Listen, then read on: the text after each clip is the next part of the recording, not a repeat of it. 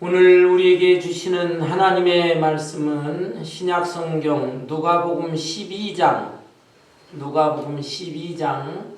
49절에서 59절까지의 말씀입니다.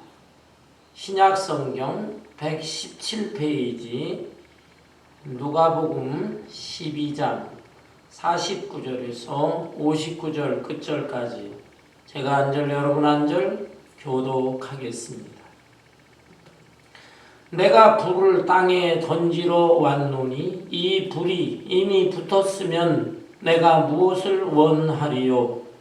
나는 받을 죄가 있으니 그것이 이루어지기까지 나의 답답함을 하겠느냐. 내가 세상에 화평을 주려고 온 줄로 아느냐? 내가 너희에게 이르노니 아니라 도리어 분쟁하게 하려 함이로라. 이후부터 한 집에 5사람이 있어 분쟁하되 셋이 둘과 둘이 셋과 하리니 아버지가 아들과 아들이 아버지와 어머니가 딸과 딸이 어머니와 시어머니가 며느리와 며느리가 시어머니와 분쟁하리라 하시니라.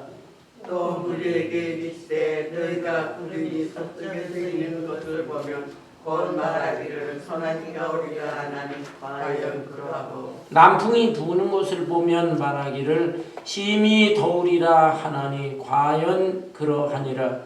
외치 가는 자여 너희가 천지의 기상은 분간할 줄 알면서 어찌 이 시대는 분간하지 못하고 또 어찌하여 옳은 것을 스스로 판단하지 아니하느냐. 내가 너를 고발하는 자와 함께 법관에게 갈 때에 길에서 화해하기를 힘쓰다. 그가 너를 재판장에게 끌어가고 재판장이 너를 옥졸에게 넘겨주어 옥졸이 오게 할 바 없느니라. 59절 다 같이 내게 이르노니 한 푼이라도 남김이 없이 갚지 아니하고서는 결코 거기서 나오지 못하리라 하시니라. 아멘. 고대 시대 그리스의 철학자인 헤라클레이토스라는 사람은 이런 말을 했습니다. 만물의 근원은 불이다. 만물이 지탱되어지고 만물이 발전되어지는 것은 바로 불의 힘을 통해서 이루어지는 것이다. 이런 말을 했습니다. 실제로 우리의 이 역사를 통해서 보고 또 오늘날 이 시대를 볼 때 사람들은 이 불을 이용해서 엄청난 문명을 일으켜 왔습니다. 불을 이용해서 땅에는 자동차가 돌아다닙니다. 또한 바다에는 큰 배들이 항해하고 있습니다. 하늘에는 비행기들이 날아다니고 있습니다. 각종 공장, 산업 시설들이 움직여지는 그 힘이 무엇 때문입니까? 바로 불을 통해서 움직여지고 불이 원동력이 되어서 이런 역사들이 일어나고 있는 것입니다. 여러분, 그렇지만 이러한 불은 조심해야 합니다. 불을 잘못 다루게 되면 엄청난 피해가 초래될 수 있습니다. 화재 사고가 가끔씩 일어나잖아요. 얼마나 무섭습니까? 특별히 산불이 번져나가는 모습을 볼 때 우리가 사는 이 캘리포니아에 산불이 자주 일어납니다. 지금도 저쪽 리버사이드 쪽인가요? 그쪽 그리고 또 다른 쪽에도 산불이 지금 번지고 있는데 제대로 잡히지를 않고 있다고 합니다. 이렇게 불이라고 하는 것은 긍정적인 요소도 있고 부정적인 요소도 있습니다. 오늘의 본문 말씀은 예수님께서 십자가에 달리시기 얼마 전에 말씀하신 내용입니다. 예수님은 이 땅에 불을 던지러 왔노라 말씀하셨어요. 이 본문 말씀 49절에 보면 내가 불을 땅에 던지러 왔노니 이 불이 이미 붙었으면 내가 무엇을 원하리요? 도대체 이게 무슨 뜻입니까? 예수님이 불을 땅에 던지러 오셨다니요? 일반적으로 우리는 불을 던진다는 표현보다는 불을 붙인다 이런 표현을 많이 사용합니다. 그렇죠? 성냥불을 붙인다, 촛불을 붙인다, 장작불을 붙인다, 불을 붙인다라고 표현합니다. 그런데 예수님이 본문 말씀에 불을 던지러 왔노라 이렇게 표현하셨어요. 이것은 좀 더 공격적인 표현이다라고 할 수가 있습니다. 예를 들어서 정부에 대해서 반감을 가진 사람들이 데모를 하는 경우가 있습니다. 처음에는 평화적으로 시위를 하다가 경찰이나 공권력에 아주 강압적으로 자기들을 맡게 되면은 어떻습니까? 과격해져요. 그러면서 화염병을 막 던지게 되는 것입니다. 뿐만 아니라 전쟁을 하게 되면 미사일로 폭격을 하고 또 각종 이 대포라든지 이런 걸 통해 가지고 이 불덩어리를 갖다 쏘아대는 모습을 보게 되는 것입니다. 이렇게 불을 던진다고 하는 것은 공격적인 의미가 있는 것이에요. 예수님께서는 내가 이 땅에 불을 던지러 왔다. 아주 적극적이고 공격적인 의미로 이런 말씀을 하신 거예요. 그렇다면 예수님께서 말씀하신 이 불은 무슨 불을 의미할까요? 이 불은 바로 성령의 불을 말합니다. 성령의 불이요, 또 복음이 전해지는 복음의 불을 의미한다라고 볼 수가 있습니다. 이러한 성령의 불이 이 땅에 붙게 되면은 또 사람들의 마음 속에 이 성령의 불이 던져지고 불길이 타오르게 되면 무슨 현상이 일어나게 될까? 죄가 소멸됩니다. 죄가 소멸되고 또 새 생명의 기운이 일어나게 되는 것입니다. 저는 어린 시절에 시골에서 자랐어요. 저희 집에서는 농사는 짓지 않았습니다. 주변에 농사 짓는 분들 많이 보게 됩니다. 그런데 그분들이 겨울철에 종종 자신들의 논과 밭에 불을 지르는 모습을 볼 수가 있었습니다. 아니 왜 자기 땅에다가 저렇게 불을 지를까? 그것은 바로 땅 속에 숨어있는 벌레들, 또 잠들어 있는 벌레, 병균들, 이걸 태우기 위해서 이렇게 하는 것입니다. 그냥 봄철에 밭을 갈고 또 씨를 심고 하게 되면 그것들이 자라난 후에 이 벌레들이 또 같이 자라나서 갉아먹어요. 큰 병충해를 입게 됩니다. 따라서 미리 겨울철에 논과 밭에 불을 질러 놓는 것이에요.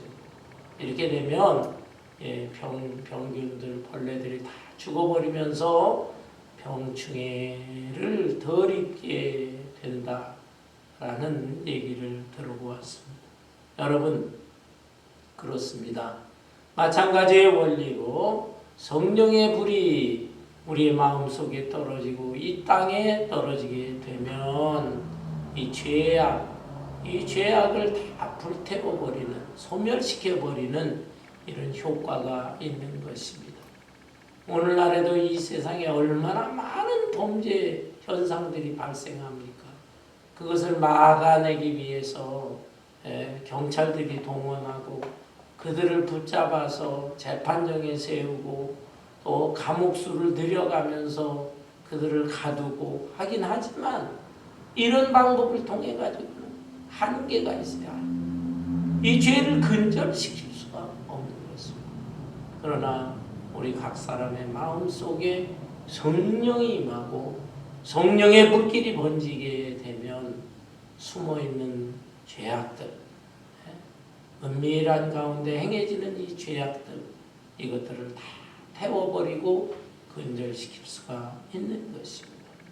아울러 이렇게 함으로 사람들의 마음이 옥토와 같은 마음이 될 때 여기에 복음이 떨어지게 되면 30배, 60배, 100배로 열매가 맺어지면서 이 성령의 불길이 번져나갈 때 이 세상은 정말 아름다운 세상, 평화로운 세상, 하나님이 기뻐하시는 하나님의 나라, 하나님의 왕국이 확장되어지게 되는 것입니다. 예수님께서 이런 의미에서 내가 불을 땅에 던지러 왔다, 그것만 이루어진다면 얼마나 좋겠느냐라는 거예요.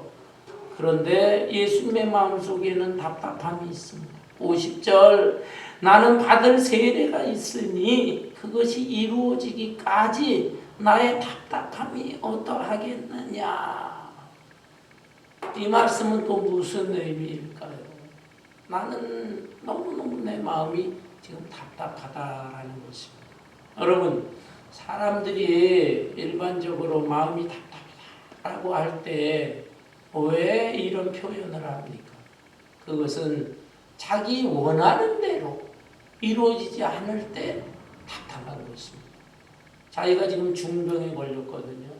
그런데 이 병을 고치기 위해서 약을 먹고 또 의사를 찾아가고 하는데도 잘 낫질 않아요. 건강이 회복되질 않아요. 그러면 너무 답답합니다. 뿐만 아닙니다. 내가 돈을 벌기 위해서 사업을 시작했어요. 그런데 시간이 지나면서도 이 사업이 제대로 되지를 않는 것입니다. 돈이 벌리기는커녕 오히려 적자가 발생하는 것입니다. 이럴 때 참 마음이 답답하고 괴로운 것이죠. 뿐만 아닙니다. 자녀들을 잘 키우고 싶습니다. 그런데 이 자녀들이 자기 뜻대로 자라나지를 않습니다. 부모는 공부하라 하는데 공부하는 것보다는 자꾸 말썽을 부리는 것입니다. 때가 되어서 좋은 대학에 들어가기를 원하는데 좋은 대학은커녕 일반 학교, 평범한 학교도 들어가지를 못합니다. 부모의 속은 새카맣게 타는 것이죠. 너무너무 답답하게 되는 것입니다. 그런데 일반적으로 우리 사람들이 답답함을 느끼는 것은 자기가 원하는 것이 이루어지지 않을 때, 자기의 유익이 이루어지지 않을 때 답답함을 느끼는 것이죠. 그러나 우리 예수님의 경우는 다릅니다. 예수님의 경우는 자신의 이익보다는 하나님의 뜻, 하나님의 뜻이 이루어지기를 원하는데 그 이루어지는 과정 때문에 답답함을 느끼는 것입니다. 우리 하나님의 뜻은 무엇입니까? 인간들이 죄를 회개하고 용서받고 그래서 하나님의 자녀, 하나님의 백성들이 되어지는 거예요. 모든 사람들이 다 구원받는 거예요. 하나님이 원하시고 기뻐하시는 것이에요. 그런데 예수님은 그 사명을 이루시기 위해서 오신 것입니다. 그 사명을 이루는 과정에 있어서 예수님은 십자가에 못 박혀 죽으셔야만 되는데 그 죽음을 통과해야만 되는 그것을 앞두고 마음에 답답함이 있는 것입니다. 그냥 편안하게 이루어지면 좋겠는데 예수님도 인간이니까 그러나 반드시 죽음의 과정을 통과해야만 되기 때문에 그것에 대해서 고민과 답답함이 있는 것이고 또 이것이 빨리 이루어졌으면 좋겠는데 늦어지는 것처럼 느끼시는 것이죠. 그래서 답답함을 느낍니다. 나는 받을 세례가 있다 그랬는데 이 세례가 바로 십자가의 죽음을 의미하는 것입니다. 여러분, 세례가 무엇입니까? 세례는요, 죄 씻음이라고 하는 뜻이지만 본래 형태는 침례였잖아요. 침례. 물속에 쑥 들어갔다 나오는 것입니다. 물속에 들어간다는 것은 내가 죽는다는 뜻이에요. 나의 옛사람의 모습은 이제 죽는다. 물속에서 다시 일어나는 것은, 올라오는 것은 살아나는 것이다. 예수님은 바로 이렇게 십자가의 죽음과 또 죽음에서 다시 살아나시는 부활, 이 과정이 있어야 이 땅에 불이 붙게 된다라는 것이죠.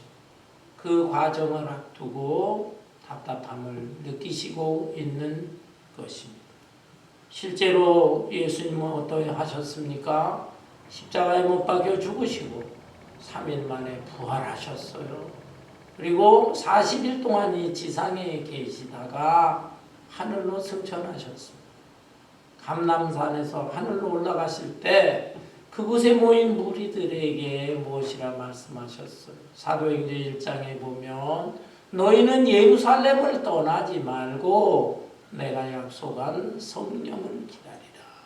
성령이 너희에게 임하시면 너희가 권능을 받고 예루살렘과 온 유대와 사마리아와 땅 끝까지 이르러 내 증인이 되리라 말씀하셨어요. 예수님의 약속 그리고 예수님의 당부의 말씀을 듣고 감람산에 모여있던 무리들, 그 무리들 중에 120명이 예루살렘에 있는 마가의 다락방에 모였습니다. 승천하신 후 열흘 동안 그들은 집회를 했어요.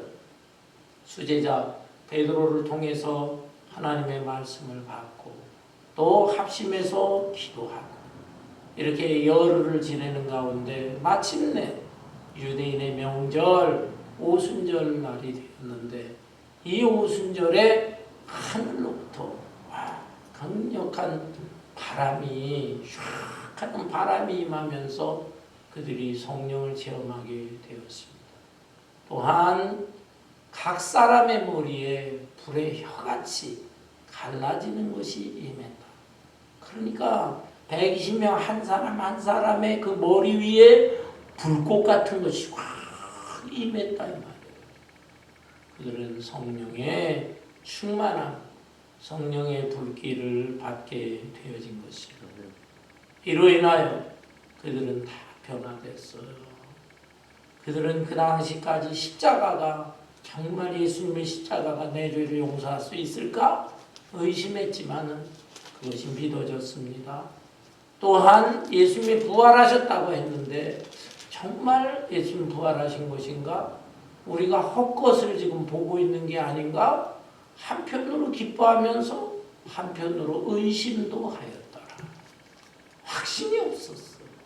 그러나 성령을 체험하고 나서 그들은 부활에 대한 확신을 갖게 되었습니다. 그래서 그들은 예수 그리스도를 온전히 구원자로 믿고 산소망으로 믿고 그것이 바로 마가의 다락방에서 세워지는 첫 번째 교회 공동체 예루살렘 교회 초대교회라가 불러지는 교회가 형성되게 된 것입니다. 오늘은 바로 그 오순절이면서 성령강림절입니다. 지상에 있는 이 모든 교회의 생일날과 같은 중요한 날입니다. 그들은 이렇게 놀라운 체험을 하고 담대하게 뛰쳐나가서 복음을 전했습니다. 여전히 예수님을 십자가에 못 박은 그 교권주의자들, 그 원수들이 있었지만 더 이상 두려워하지 않았습니다. 죽음도 불사했습니다. 담대하게 나가서 우리 예수 그리스도는 우리의 구원자다. 너희들이 십자가에 못 박인 예수는 다시 살아나셨다. 이것을 외치게 될 때에 여기 엄청난 역사들이 일어나면서 하루에 3,000명이 주님 앞으로 나오는 어마어마한 기적적인 역사들이 일어나게 되었던 것입니다. 그러면서 그때로부터 교회 2000년의 역사 동안에 엄청난 이 성령의 시대가 도래함으로 성령의 역사가 나타남으로 오늘날 이 지상의 기독교의 복음이 어마어마하게 확산되어지게 되는 것입니다. 예수님은 이렇게 빨리 불을 던지고 싶어 했는데 이 십자가의 과정, 앞두고 자신의 마음이 답답하다라고 한 것입니다. 그만큼 예수님은 이 하나님의 뜻에 순종하고 하나님의 사명을 감당하려고 간절한 마음을 품고 있었다라는 것을 알 수 있습니다. 그러면 그 다음의 내용들은 무엇일까요? 이것은 성령을 받게 되면, 성령의 불을 체험하게 되면 어떤 사람으로 변화될 것인가? 가치관이 바뀌게 되는 것입니다. 51절에 내가 세상에 화평을 주려고 온 줄로 아느냐? 내가 너희에게 이르노니 아니라 도리어 분쟁하게 하려 함이로라.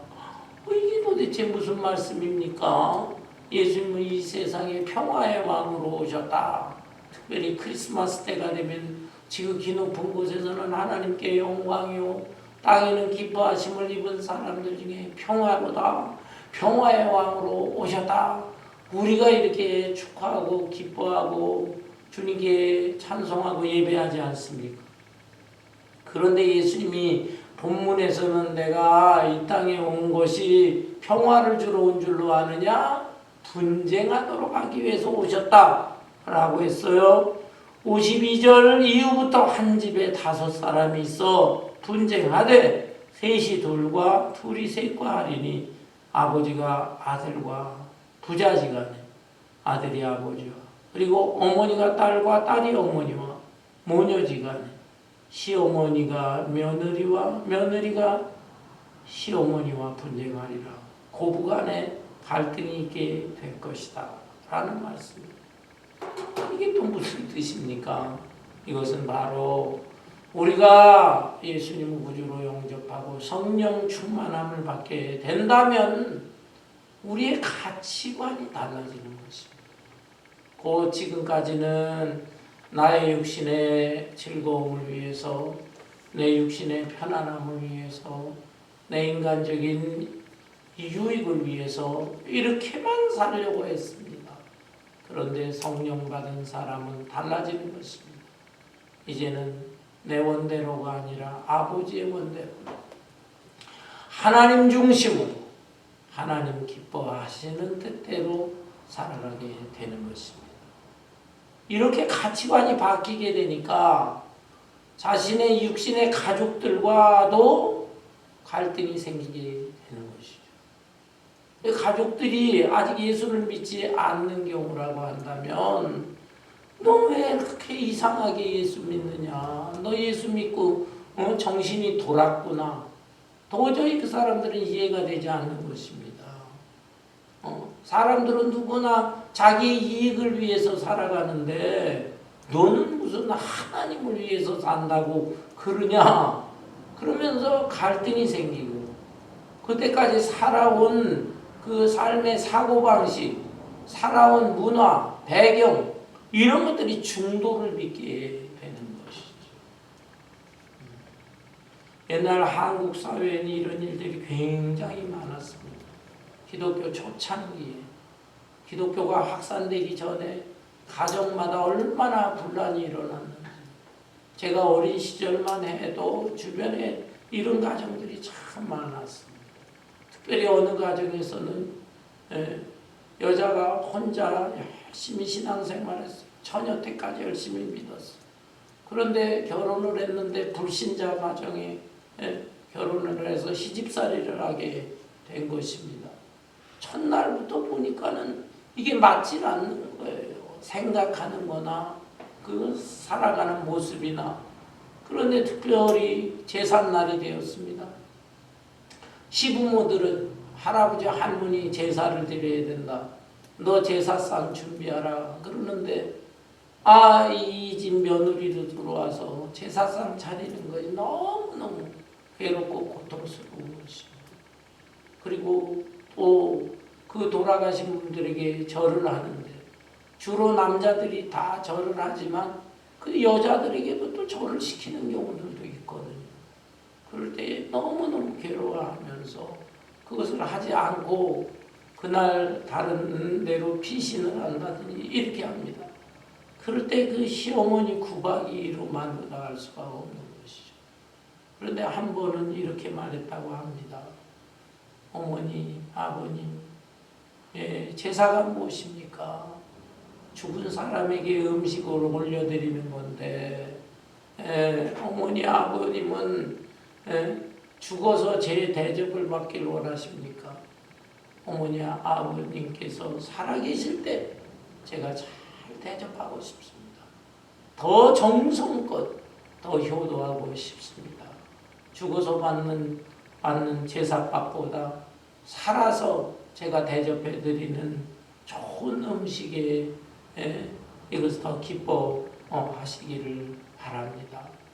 이렇게 간곡하게 울면서 말을 하니까 그 말에 일리가 있구나.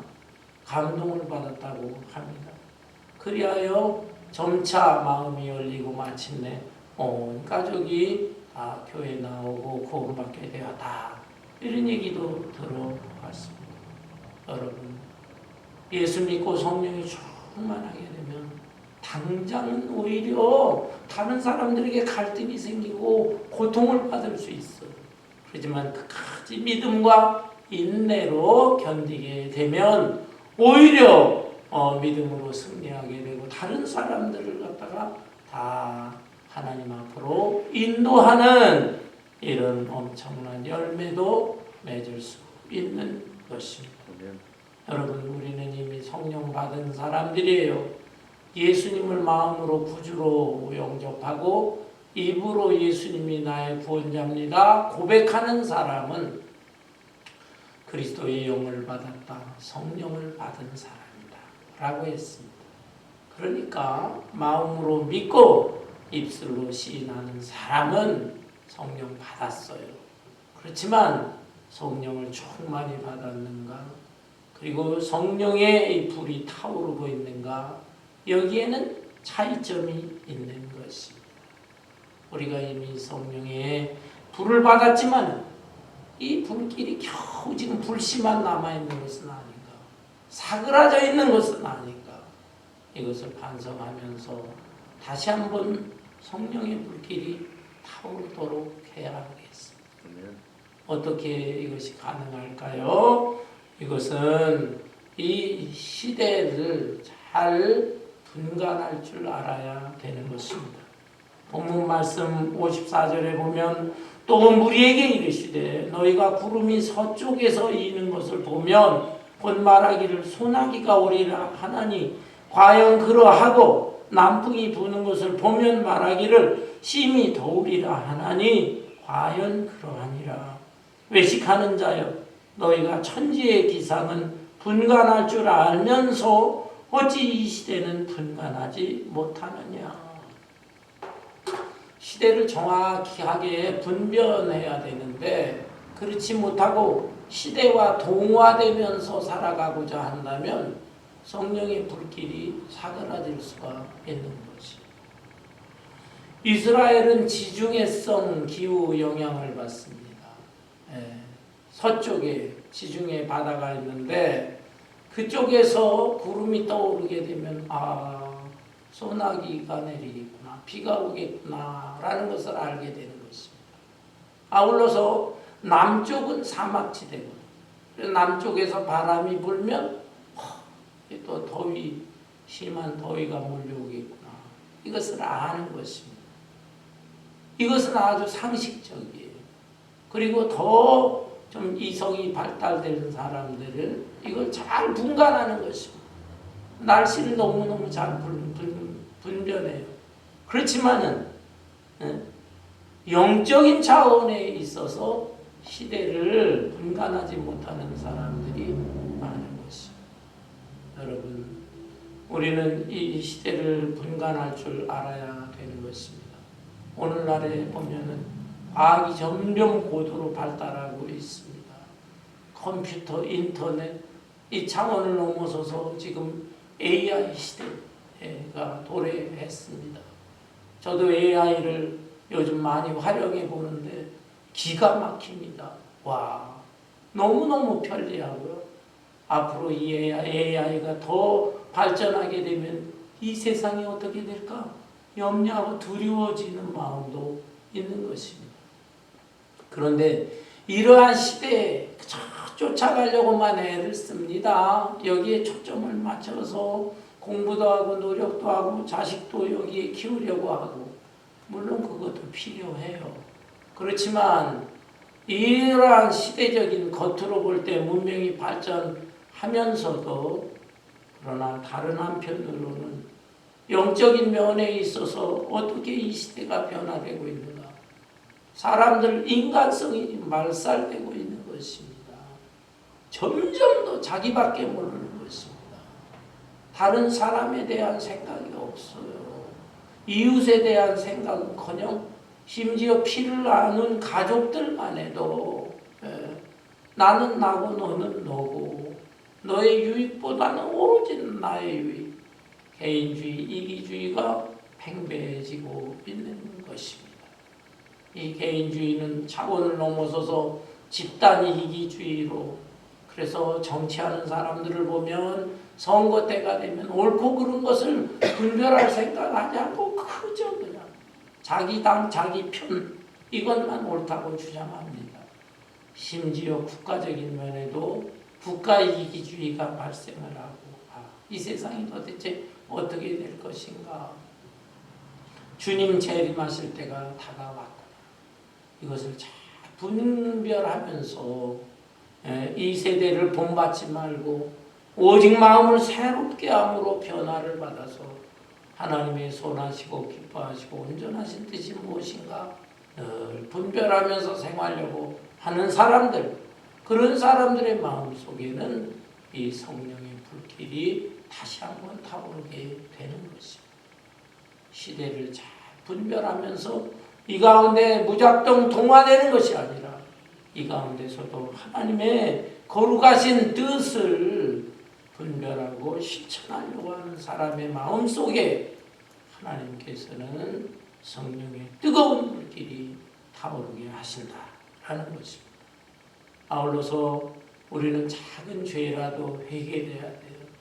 회개하면서 하나님과의 관계가 더 친밀한 관계가 이루어지도록 힘써야 되는 것입니다. 본문 말씀에 57절에 보면 또 어찌하여 옳은 것을 스스로 판단하지 아니하느냐? 내가 너를 고발하는 자와 함께 법관에게 갈 때에 길에서 화해하기를 힘쓰라. 그가 너를 재판장에게 끌어가고 재판장이 너를 옥졸에게 넘겨주어 옥졸이 옥에 가둘까 염려하라. 내게 이르노니 한 푼이라도 남김이 없이 갚지 아니하고서는 결코 거기서 나오지 못하리라 하시니라. 이 내용은 아예 비유의 말씀인 것입니다. 비유의 사람들이 길을 가다가 다른 사람들과 부딪힐 수 있어요. 서로 언쟁이 벌어지게 됩니다. 말싸움을 하다가 멱살을 잡고 주먹질을 하게 됩니다. 그런데 빨리 화해를 하지 않게 되면 결국은 붙잡혀서 어떻게 됩니까? 재판정에 서게 되는 것이죠. 그래서 재판관에 의해서 아주 중한 벌을 받게 되는 것입니다. 이렇게 되면 이 사람들은 아주 어리석은 판단을 하고 어리석은 행동으로 이런 결과를 초래하게 되는 것이죠. 재판정에 가기까지 가장 좋은 것은 무엇입니까? 둘이서 빨리 화해를 하는 것입니다. 요즘에도 보면은 차를 몰다가 어떻게 앞차와 가벼운 접촉사고를 일으키는 경우가 있습니다. 그런 경우에 어떻습니까? 무조건 폴리스 부르는 게 상책이 아니에요. 저도 두세 번 이런 경우가 있거든요. 제가 잘못한 경우도 있고 또 뒤에서 온 사람이 잘못한 경우도 있고, 그런 경우는 제가 얼른 지갑을 열어서 돈 20불이든 30불 100불 이렇게 주고 빨리 화해하려고 합니다. 그렇게 하면은 간단한 거예요. 그런데 폴리스를 부르고 어쩌고 일이 커지게 되는 것입니다. 그거와 마찬가지다. 우리가 하나님과의 관계 속에 있어서 내가 양심의 가책을 느낄 때가 있어요. 은밀한 가운데 죄를 범할 수 있어요. 어떤 면에는 공개적으로도 큰 실수와 잘못을 범할 수 있어요. 그때 더 일이 커지기 전에 빨리 하나님 앞에 회개하라.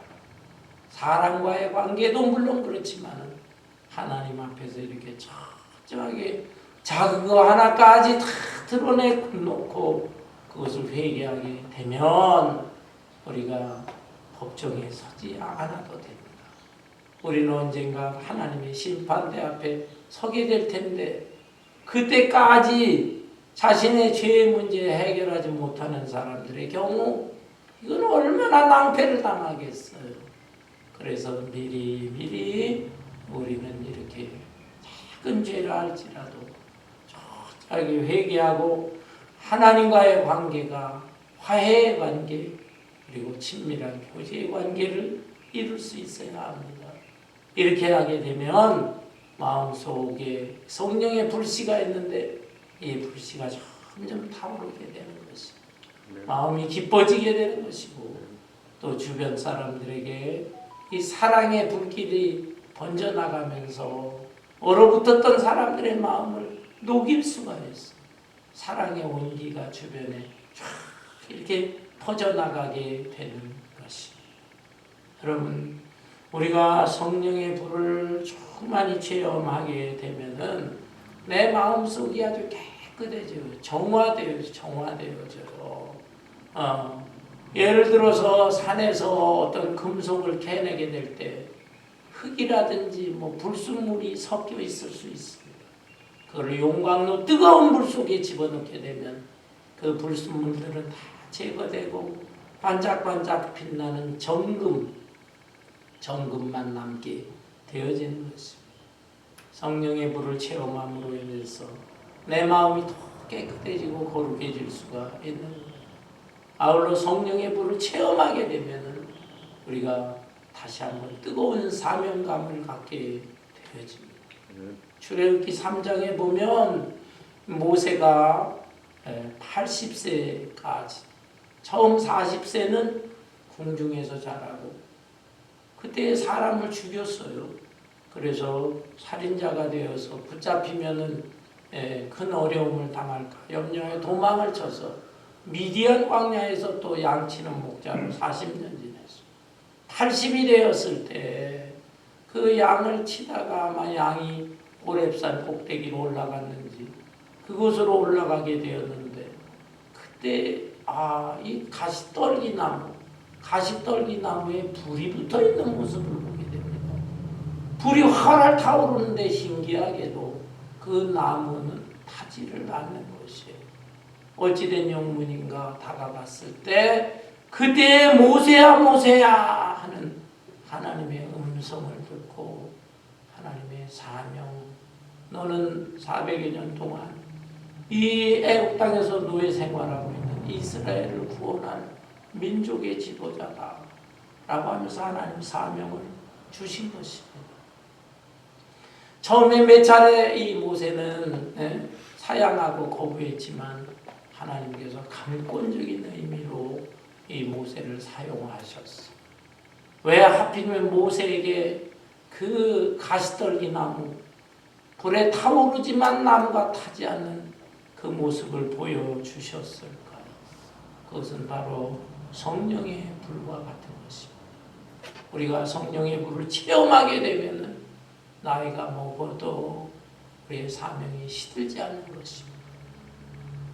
우리의 육체가 쇠약해진다 할지라도 우리의 영혼 자체가 번아웃, 완전히 타버리는 것이 되어지지 않고 이 영혼의 불길은 계속해서 타오르면서 하나님 앞에 서는 날까지 우리의 역할과 소명, 사명을 감당하게 되어지는 것입니다.